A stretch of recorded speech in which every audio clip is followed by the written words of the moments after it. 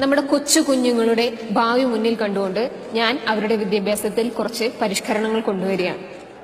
Twinkle twinkle little star how I wonder what you are. രാത്രി പിള്ളേര് സമയത്തിന് ഉറങ്ങാണ്ട് മാനം നോക്കിയിരിക്കണം എന്നാണോ കവി പറയണത്? കുട്ടികൾ അതാണോ പഠിക്കേണ്ടത്? അത് ബഹിഷ്കരിച്ചിരിക്കുന്നു. Wheels on the bus go round and round. ഏത് ബസ്സാണ് ഇവിടെ റൗണ്ട് ആൻഡ് റൗണ്ട് പോണത്? 2 വീലിലല്ലേ ഇവിടുത്തെ പ്രൈവറ്റ് ബസ് പോയിക്കൊണ്ടിരിക്കുന്നത്? ഒക്കെ പോട്ടെ, ഞാൻ എന്നാലും നോക്കുമ്പോ നിലം തൊടാണ്ട് ബസ് പോണാണ്ടു. കുട്ടികൾ സത്യാവസ്ഥ അറിഞ്ഞു വേണം വളരാൻ. അവര് ജാഗരൂകരായി മാറട്ടെ. പിന്നെന്താ, wipers on the bus go swish swish swish. നമ്മുടെ ഇവിടുത്തെ എത്ര KSRTC ബസ്സിന് വൈപ്പർ ഉണ്ട്? കുട്ടികൾക്ക് ഇത്തരം പ്രതീക്ഷകളൊന്നും നമ്മൾ കൊടുക്കരുത്. Mary had a little lamb, it followed her to school one day.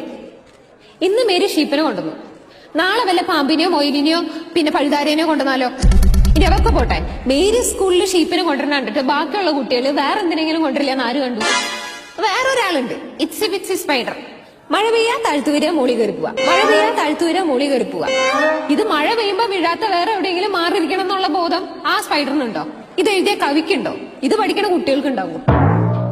കാക്കേ കാക്കേ കൂടെവിടെ, കൂട്ടിനകത്തൊരു കുഞ്ഞുണ്ടോ? കൂടിനകത്ത് കുഞ്ഞോ പിന്നെ പട്ടിയോ പൂച്ചയോ എന്ത് വേണമെങ്കിലും ഉണ്ടാവും. അവരുടെ സ്വകാര്യതയല്ലേ അത്? ഈ അപ്പുറത്തെ വീട്ടിൽ എന്താ നടക്കണേന്നുള്ളത് അറിയാനുള്ളൊരു ജിജ്ഞാസയാണ് ഈ കുട്ടികളുടെ ഉള്ളിൽ കുത്തിവെച്ചുകൊണ്ടിരിക്കുന്നത്.